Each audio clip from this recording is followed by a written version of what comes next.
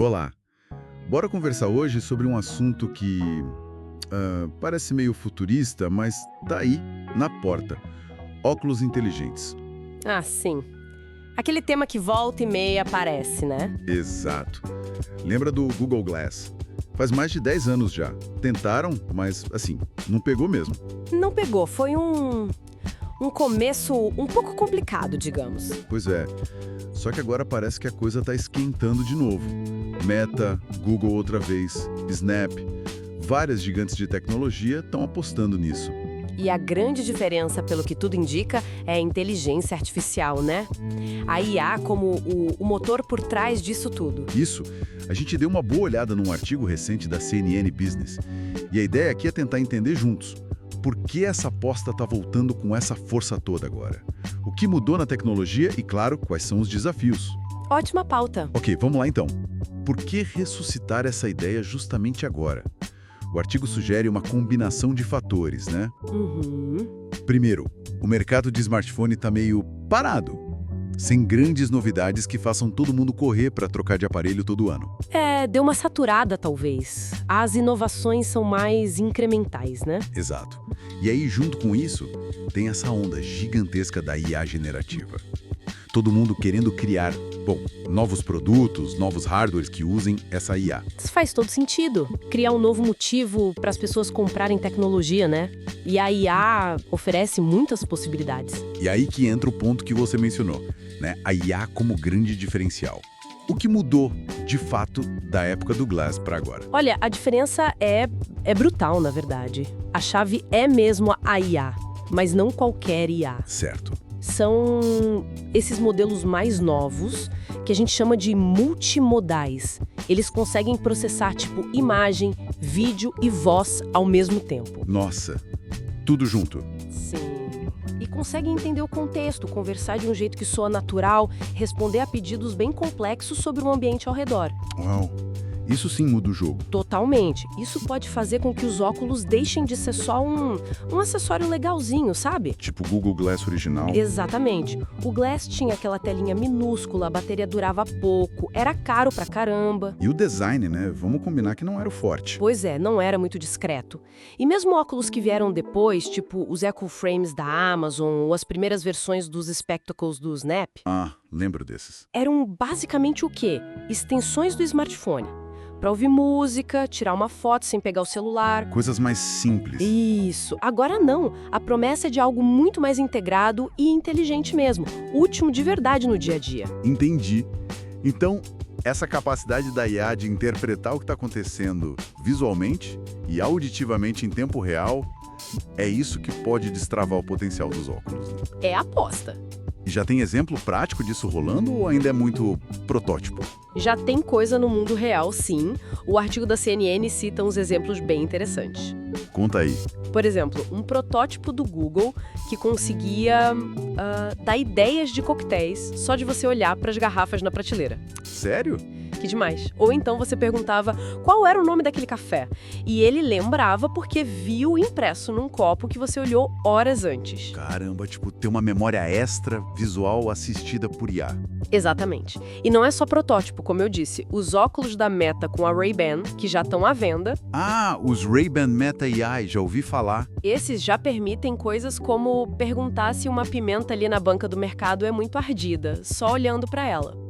Que prático. Ou fazer tradução de conversas em tempo real, você está conversando com alguém em outra língua e ele te ajuda ali na hora. Isso é muito útil para viagens, por exemplo. Com certeza.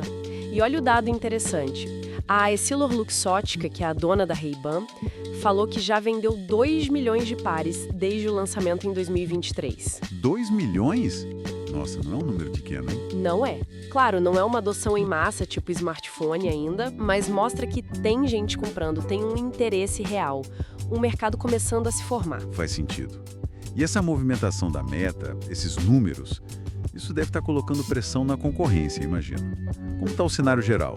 As outras empresas estão se mexendo? Ah, com certeza. O mercado está bem aquecido, tem projeções bem otimistas circulando. Tipo, A BE Research, por exemplo, estima um salto grande nas unidades enviadas, algo como 3,3 milhões agora, em 2024, pulando para quase 13 milhões já em 2026. 13 milhões.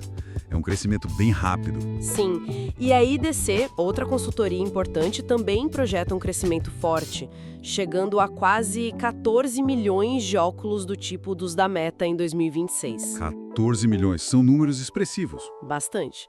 E isso ajuda a explicar a movimentação das outras, né?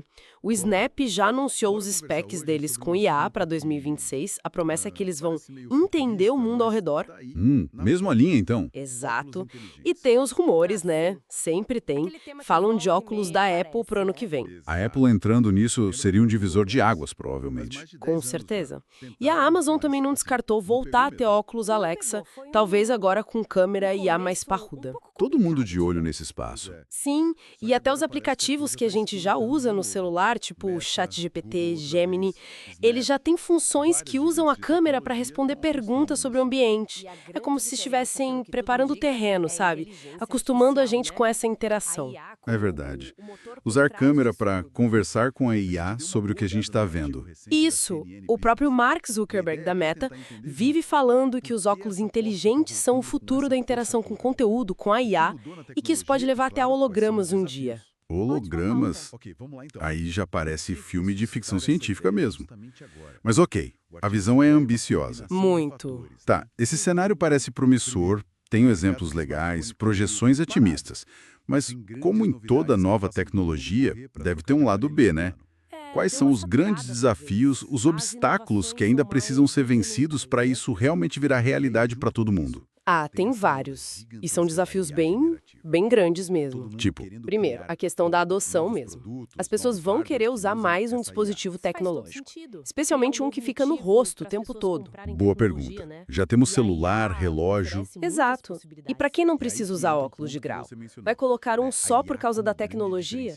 É uma barreira comportamental, sabe? Entendo. Mudar hábitos. Segundo ponto, que é um fantasma antigo: privacidade. Ah, claro. O calcanhar de Aquiles do Google Glass original, né? Exatamente. Gravar vídeo ou tirar fotos com óculos é muito mais discreto do que levantar o celular. Gera uma desconfiança natural nas pessoas ao redor. Mesmo que tenha aquela luzinha indicando que está gravando. Mesmo com a luzinha que os óculos da Meta e os protótipos do Google têm, a preocupação existe. Foi um fator enorme na rejeição do Glass lá atrás e continua sendo um ponto sensível. Como garantir que isso não vai ser usado de forma inadequada? É complicado. E imagino que o custo também seja um fator, né? Com certeza. Os Ray-Bans da Meta, que a gente mencionou, custam uns $300 lá fora. Aqui no Brasil, provavelmente mais. $300 não é absurdamente caro, como, sei lá, o Apple Vision Pro, que custa milhares. Não, nem se compara aos $3.500 do Vision Pro. Mas também não é barato, né? Ainda é um dinheiro considerável para muita gente gastar num gadget novo. Principalmente se não for algo essencial. Exato. E tem um dado no artigo que achei curioso. As vendas globais de smartwatches caíram pela primeira vez recentemente. Sério? Primeira vez? Sim, pode ser um sinal, talvez, de que as pessoas estão começando a pensar duas vezes antes de gastar com tecnologia que não seja, assim, absolutamente essencial. Talvez um aperto no cinto? Interessante esse ponto. Pode ser um vento contrário para a adoção dos óculos também. Os desafios: adoção pelo público, privacidade e custo. São barreiras bem significativas. Com certeza. Aí fica a pergunta, né?